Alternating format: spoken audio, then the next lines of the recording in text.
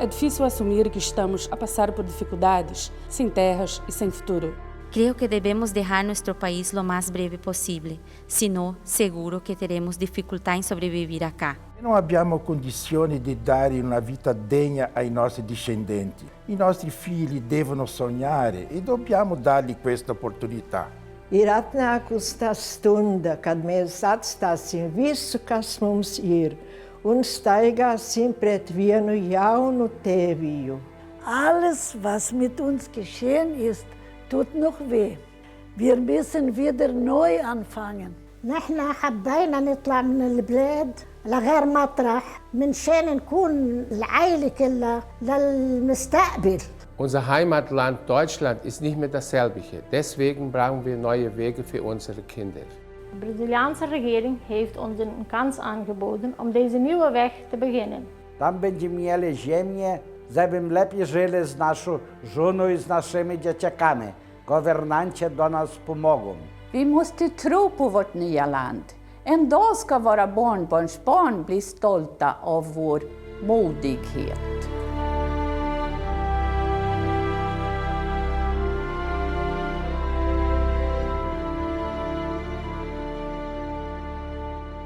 لأولادنا لعائلتنا Wir müssen wieder neu العائلة كلها Unser Heimatland Deutschland ist nicht mehr dasselbe. Deswegen devemos deixar nosso país lo mais breve possível, seguro que teremos dificuldade em sobreviver acá. Vi måste tro på vårt nya land. Não é possível vivere comunitari, não abbiamo terra, siamo ogni giorno più poveri. Deswegen brauchen wir neue Wege für unsere Kinder.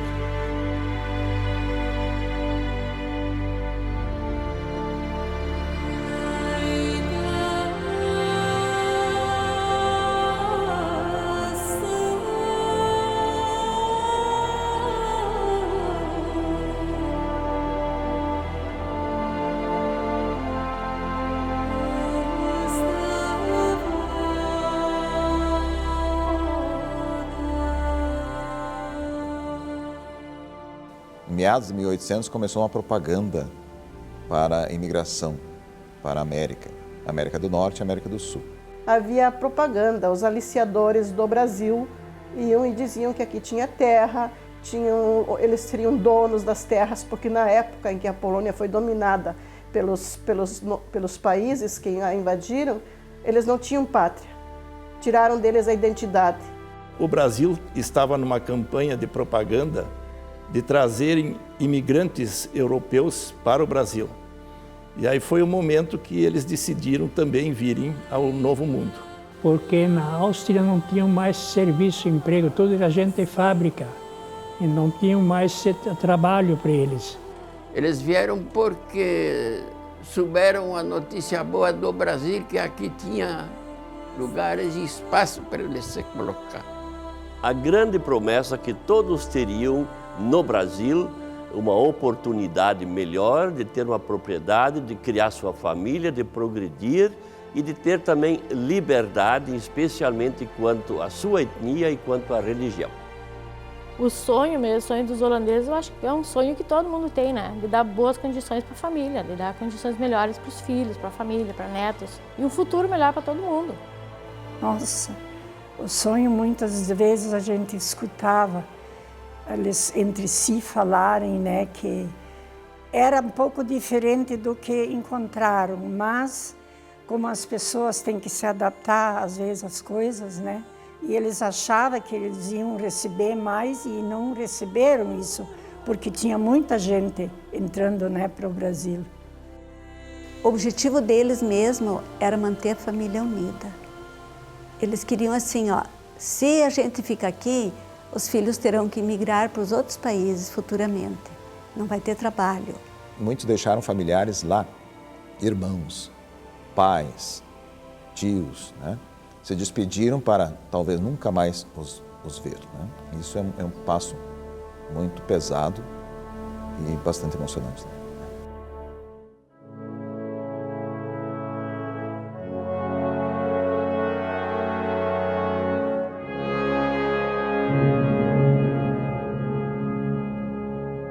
Eles saíram da cidade de Steyr, onde eles residiam, pegaram um trem e foram até a fronteira da Áustria, a fronteira austro-italiana. Aí tiveram que fazer uma baldeação, pegaram outro trem que os levou até o porto de Gênova.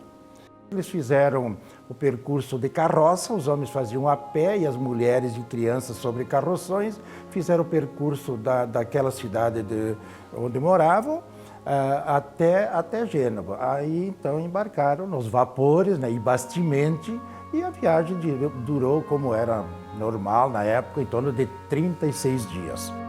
A viagem teve uma duração de 34 dias. Saímos de Beirute, pelo Mediterrâneo, com destino a Roma, Itália. E de Roma houve uma troca de navio e veio para o Brasil. O meu pai veio com 7 anos para o Brasil junto com os pais dele, né? A viagem foi muito difícil. Muito difícil, a primeira coisa, para largar os pais. Eles ficaram, nós fizemos de navio 34 dias, com 3 crianças pequenas. Eles se despediam dos cemitérios, dos parentes, dos amigos e da terra. E aí, chorando e com o coração apertado, desembarcavam no navio. E sempre era uma viagem de alto risco. Temos inclusive histórias de mortes durante a viagem. E quem vinha de lá para cá sabia que nunca mais ia voltar para o seu país de origem. Então, na verdade, era uma viagem que precisava muita coragem para ser feita. Principalmente ao deixar a parte mais fria do globo, então partindo para a parte mais quente, ali começou doenças tropicais que aconteceram que eles não tinham conhecimento, não tinham a mínima ideia do que podia acontecer. A viagem para o Brasil foi muito difícil, como de resto era para todo mundo na época, dadas as condições mesmo de transporte marítimo. Havia já os bastimentos, que chamavam, né, os navios a vapor, mas as condições eram precárias, a durabilidade da viagem era muito longa, mais de mês, e acontecia de tudo, também pela precariedade de higiene, e de médicos e enfermeiros, muita gente morria. Isso era muito, como de resto toda a Europa naquela época, né? Muita gente morria e simplesmente o que iam fazer? Jogavam ao mar, né? E ao virem ao Brasil nessa viagem, eles trouxeram então ferramentas, roupas, e as suas reservas que eles mantinham monetariamente tiveram que ser gastos com leite, porque a dificuldade maior era ter leite para as crianças. E muitas crianças acompanharam essas famílias. Eu cheguei a chorar quando eu escutei essas histórias. Sabe? E foi triste, eu acho, não tão somente com a vinda dos poloneses, mas como dos outros descendentes também, né? Muitas vezes as famílias saíam completas de Portugal e devido a algumas doenças que ocorriam no caminho, na viagem, poderia acontecer de alguém, algum familiar morrer e já chegavam ao Brasil com um familiar a menos, né? Então já era uma viagem que começava trágica, já abalava muito esses imigrantes. Durante a viagem, muitas pessoas, principalmente crianças, vieram a óbito, dentre as quais nós tivemos da própria família. Então isso também foi uma das grandes dificuldades, né, da vinda deles para o Brasil. Os meus tios bisavós, na sua viagem para o Brasil, ainda crianças de colo, inclusive um deles estava sendo amamentado ainda, devido a essas doenças tropicais, devido a nenhum recurso de saúde durante a viagem, acabaram falecendo e estando em alto mar, infelizmente foram ter que ser sepultados no mar, ter que ser jogados ao mar, não se podia trazer os corpos até a terra. Então é um começo muito duro, que você, imigrando, você é um jovem casal com vários filhos, digamos assim, 5 a 6 filhos, e perder 3 filhos pequenos nessa viagem. É um começo muito duro, muito difícil. Porque não tinha como parar um navio lá e levar para a terra. Não tinha como fazer. Jogavam até no mar, né? Muitas crianças foram jogadas no mar. Na viagem teve um fato pitoresco. Uma criança de 6 anos, mesma idade minha, caiu no mar. E foi aquele pânico, meu tio desceu correndo para a nossa cabine, pensando que poderia ser eu, entre outras crianças. Disseram que uma criança pequena de 6 anos, cabelo crespo, e meu filho era assim, eu desmaiei, eu achei que é meu filho. E a criança nunca foi achada, a família ia indo para Buenos Aires, para a Argentina, ao encontro também do pai, na mesma situação que nós estávamos indo. Então eu imagino hoje o drama daquele pai que acabou não revendo mais seu filho, realmente morreu e o corpo nunca foi encontrado. E aí o que fazer com aquele corpo? Jogar ao mar. E esse era o maior desespero dos pais, dos familiares, porque às vezes vinha pai, mãe, filhos, ou pai, mãe e a avó, e aí tinha que se desfazer desse ente querido.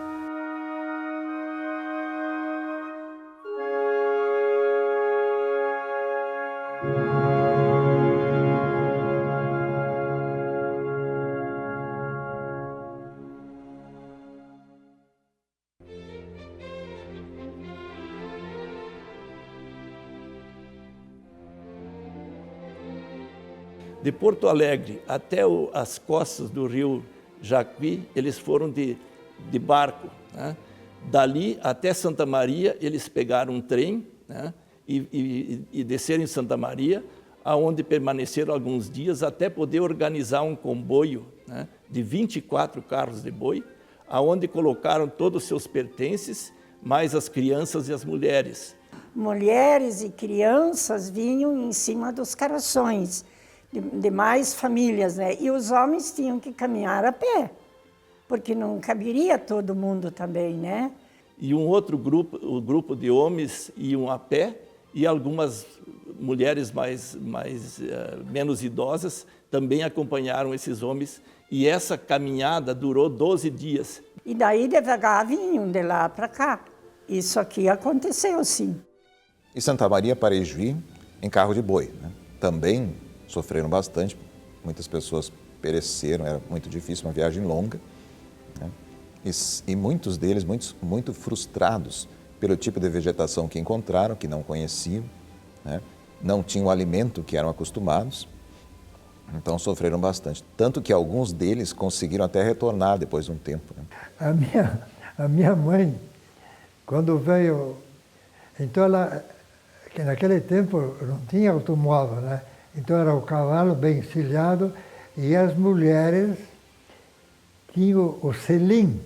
E a minha mãe veio montada da estação Faxinal, desembarcaram do trem, ela veio até o Rio da Ponte, que aqui nós temos na margem direita, né? Atravessava lá em cima na zona de Bozano, por aí. Então tinha um lugar lá que chamavam naquele tempo os vaquenos. Então ele passava nadando e puxava o cavalo também passava nadando, né? E a minha mãe fechou os olhos quando o cavalo entrou na água e só abriu os olhos depois que estava em terra firme. Aí o caboclo disse assim, já pode abrir os olhos que já está em terra firme. De Cruz Alta a Ijuí, possivelmente a maioria caminhando mesmo, e aí se estabeleceram nos primeiros tempos num barracão que acolhia em Ijuí os emigrantes das mais diversas etnias. A grande maioria não retornou, persistiu, lutou e muitos venceram, né?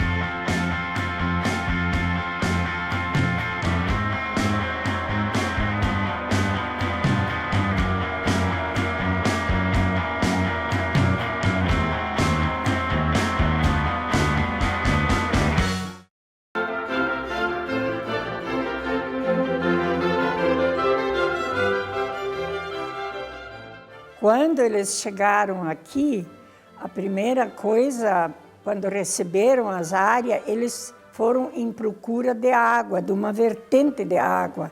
Isso aqui é uma zona de muita madeira de lei, né? Grápia, cabriúva, cedro, louro. Então, eles precisaram abrir um pique para ver no mato aonde achar a vertente, para daí construir a sua moradia e se colocar, né? Eles receberam como auxílio inicial um machado, uma foice, 2 pacotes de prego, um facão, e para cada 4 famílias, cada família recebeu também um rebolo de afiar o serrote e um serrote traçador, que era para derrubar então a mata virgem que existia. Eles mesmos seraram as madeiras, as tábuas e tudo, construíram a casa. Ficaram primeiro com o chão batido. E a madeira, as tábuas, era cerada a muque. Os primeiros imigrantes se alojaram em barracões, uma vez que não havia muita estrutura e havia tudo por ser feito ainda na região.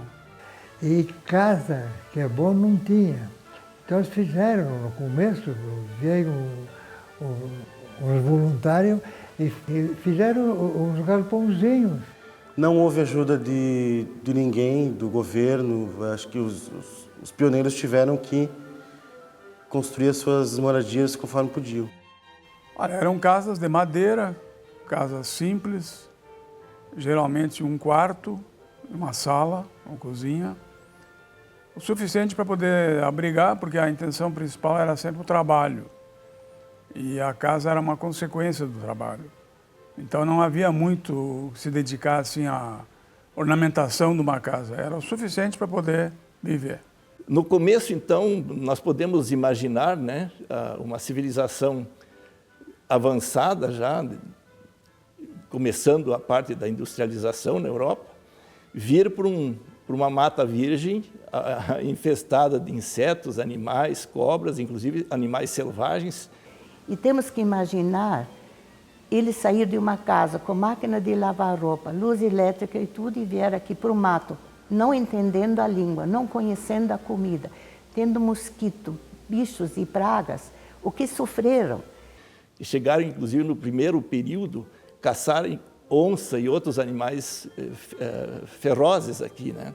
A avó contava que eles pegavam, botavam para assar um pão, a coisa, farinha de onde? Do quê? Do que eles faziam? Então socavam milho dentro do pilão para fazer um milho, uma farinha de milho, que não existia, moinho nada. E ali diz que nas brasas botavam a forma em cima da brasa e brasa em cima e faziam o pão para eles se sustentar. Eles entravam no mato só com o facão para poder abrir os piques para eles poderem plantar. Mas estavam contentes igual porque estavam livres. Mas com o entusiasmo de uma terra deles e nova e futuro, construíram tudo, ergueram tudo. E quando a casa estava mais ou menos erguida, foram a Cruz Alta para buscar a mudança. Várias outras experiências foram feitas nesse tipo de colonização, mas que não deu certo. Eles queriam a diversidade maior entre essas etnias, que no começo parecia uma torre de Babel. Todos falavam línguas diferentes e a comunicação era muito difícil. E a própria situação de dificuldade também na Mata Virgem. Então eu acho que foi muito difícil esse começo. Porque em um determinado momento você era escravo e daí deixou de ser escravo. Daí, o que tu está levando? Não levava nada. E tu seguia, ninguém te dava emprego, então a dificuldade foi enorme. Então, chegando aqui, eles também tomaram essa decisão, né, de permanecerem todos juntos. E disso nasceu esse sentimento comunitário, essa integração de autoajuda, de mútua ajuda, né, um colaborava com o outro.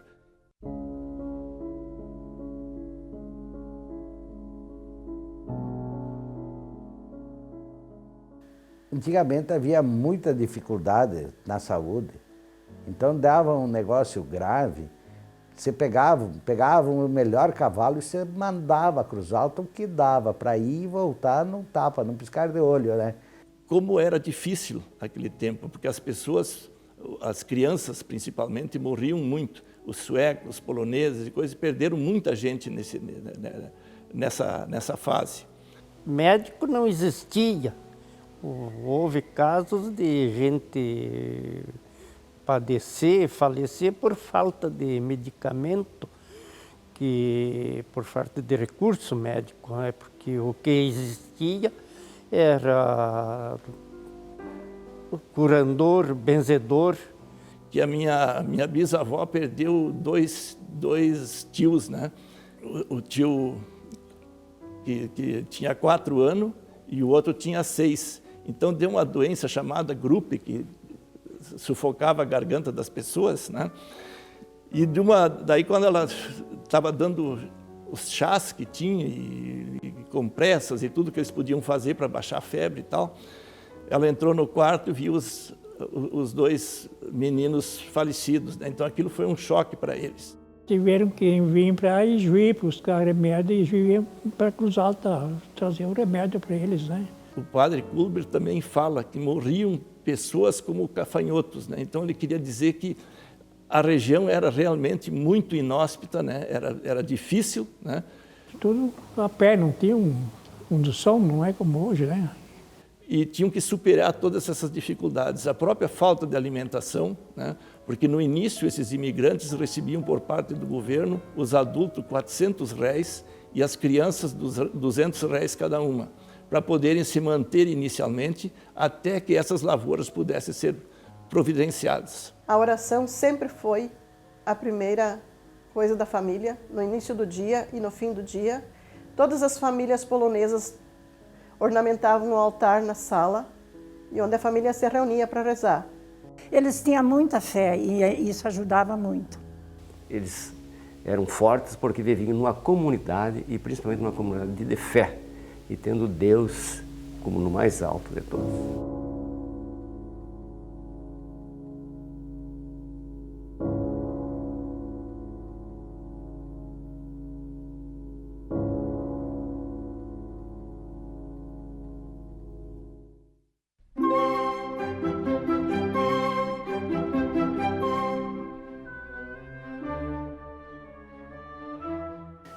Todos nós, netos da avó e do vô, a gente ia lá, ficava na casa deles, à noite não tinha luz elétrica, era só no lampião, né?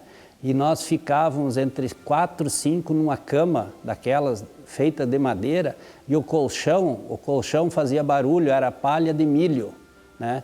Então isso a gente lembra até hoje, comenta, né?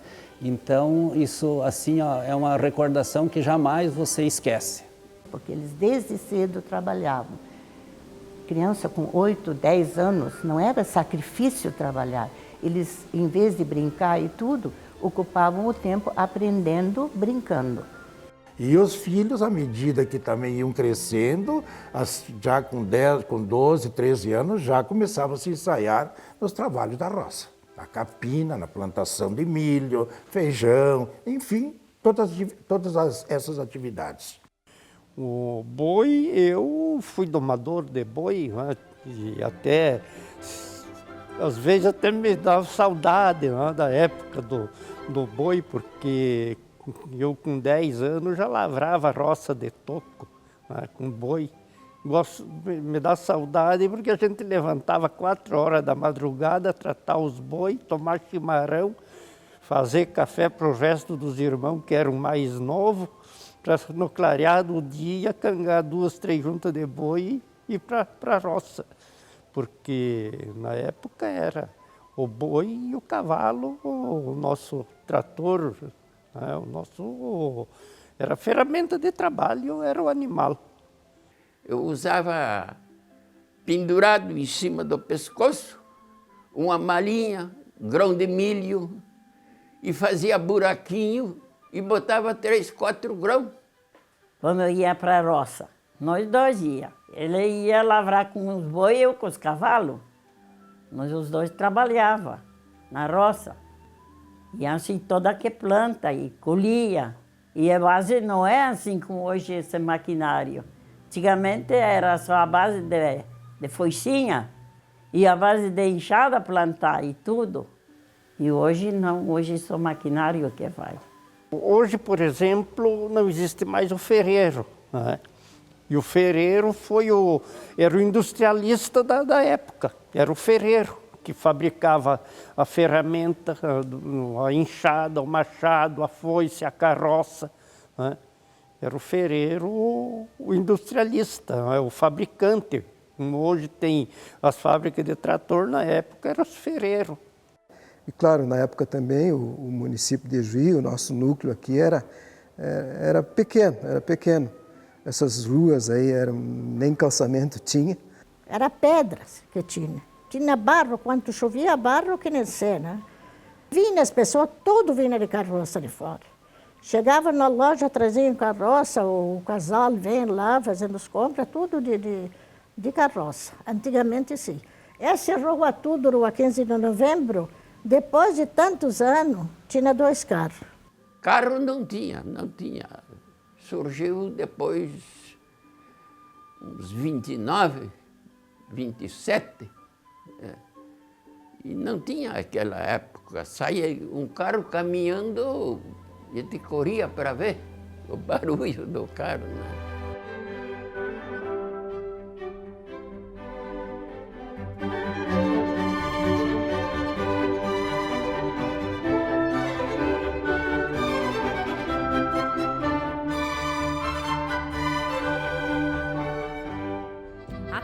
Boa deu frutos, cada um tem o seu pão, cada história um intento, todo intento uma oração.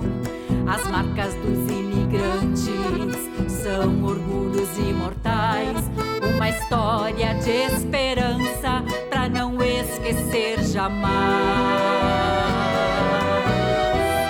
Quem plantou sonhos fecundos para os filhos deixará mais que um legado, um exemplo de união. São bravos chegando unidos, abrindo estradas para nós, e as crenças vão se fundindo no sangue dos meus avós.